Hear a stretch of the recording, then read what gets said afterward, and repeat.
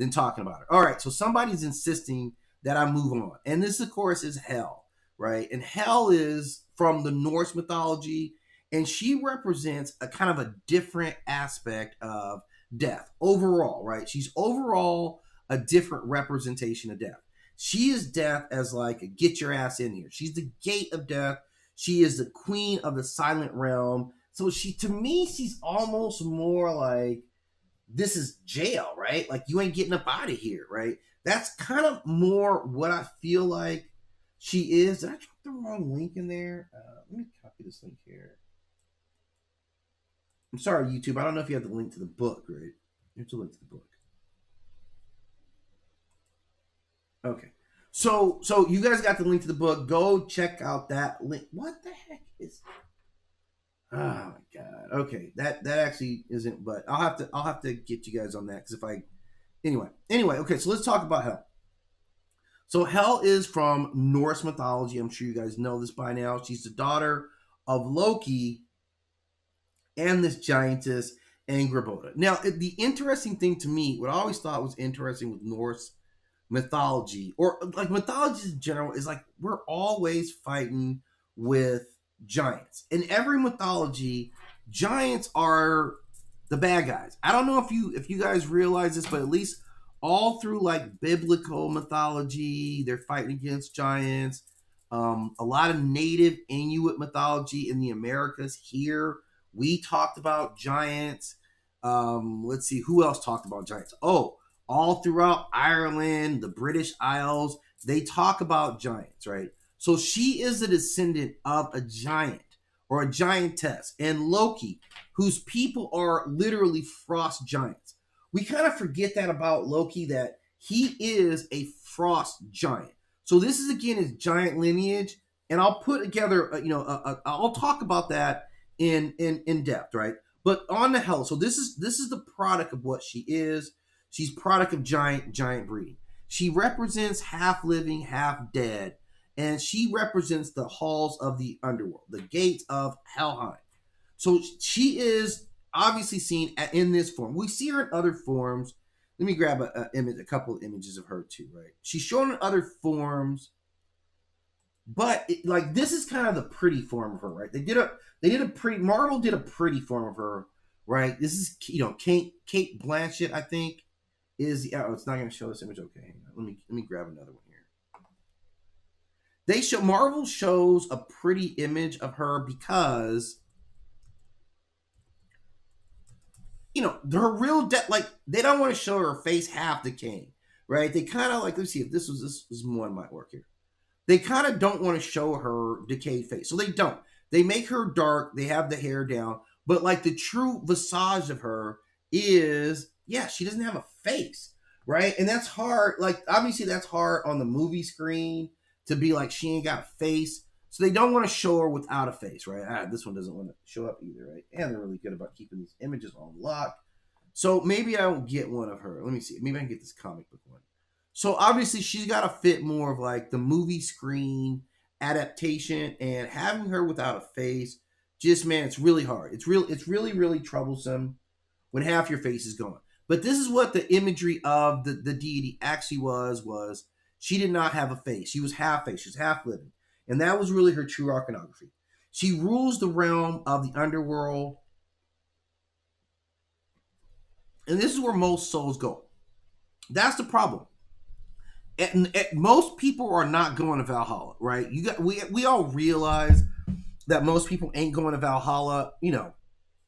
It's a special space. You have to die in battle. So that means that this place is full of like the elderly, the sick, people who just died of natural causes, which usually just you owe, right? So she represents inevitability in her aspect of death. She does not hunt the living. She simply receives them. So she's not after you because she knows you're going to be there already. And she probably knows what time you're going to come over, right? That's more of who she is. Like, yeah, I get it. Like, you have a time frame. There's not much you can do about it. So I ain't really worried about it. Like, you know what I'm saying? Like, you are, for her, you're always a sure thing. You're absolutely gonna show up, right? You're not gonna get out of this, right? You don't get out of falling into her realm. You never do, right? You never do. You're going to end up in her realm wherever. I'm just snagging an image. I just want to bring this up here for you guys. Where are we at? This is MythLab and okay. So I had to snag an image, kind of the old school way. Let's see if it got in here. Where are you at here? Let's see. Did that do it or no? That didn't do it here either. God damn it. Let's see here. Okay.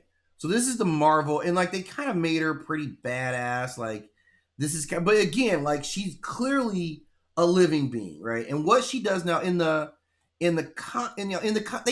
change her a lot. Like obviously in this format, the big things was that she becomes Odin's daughter now. She's not Loki's daughter. Like Loki gets demoted to a kid of Odin, and I'm not sure why they went that route. I don't know why they went that route because it kind of destabilizes their entire. I don't know. I don't know why they would go that route. But so you demote Loki to like now he's a son. When the whole story of Odin and Loki is that they were the ones that were brothers. It wasn't Thor and Loki. It's Odin and Loki who actually were more like brothers. And then Loki is like always around as this trickster and starts getting his revenge out for these various things that go on. So it is a different storytelling, and that influences like what we see with Hel as well. So she's very different. She's not about conquest. I'm sure when the day of Ragnarok happens, she unleashes all the dead. Like that's a part of it because it's the final thing that's going to happen. But in this role, she just represents the realm of dead. Once somebody crosses a threshold, you enter her kingdom, and that's it. She's finality. She's authority. She's, cosmic inevitability. Whereas Brigitte stands among the graves, this woman rules the land of the graves, like all of it, like the realm beyond it. So she appears, in all the surviving sources that come from, Norse mythology. So, the Prose Edda, the Poetic Edda by Sturluson, so we're way back, 1200. So, we're 1,000 years into kind of understanding this mythology. And she is, again, the daughter of Loki and Grboda. Her siblings, right? The Fenrir wolf. Fenrir is her, her sibling. Gegorgan, the world snake, is her sibling. When Odin sees the power of Loki's children, right? The line of Loki is powerful. Like that's actually probably like what I need to break out. The line of Loki is as powerful as the line of Odin.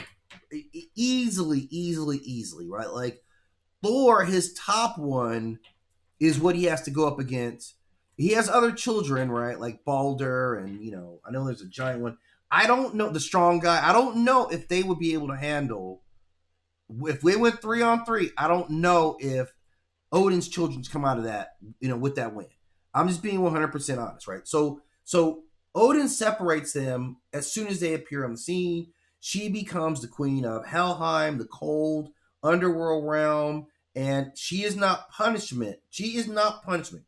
This is not punishment to see Hela. This is where everybody goes, right? Everybody ends up here, whether you were good or not, if you didn't die in battle.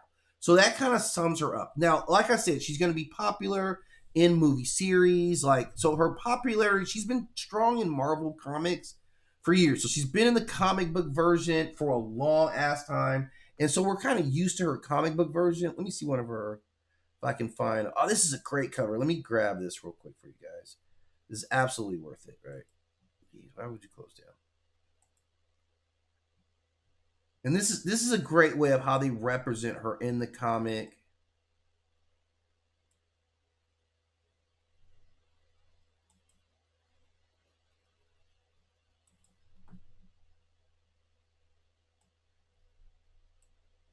I mean, this is that's a pretty high quality cover right there. Like hell. So this is just Marvel's. I don't know why I would show their image because they've done so much to kind of like screw the story up of her. But this is kind of their version, but it's really good artwork, and I just wanted to kind of show that. So that's overall like who she is. She stayed very modern. With Norse culture, they seem like they do a really good job. The modern descendants of Norse culture do a pretty good job of kind of keeping their culture strong, keeping it relevant. So I definitely say they've done that here. So this is a very relevant deity. She's still talked about. People are still reading the mythology, like very important deity here. Okay. So the next one that we're going to go to, of course, is someone from the Greek mythology, and she challenges for being, among the most dominant or recognizable among all three of these, right? Maybe not the most recognizable, but at least by name recognition, and that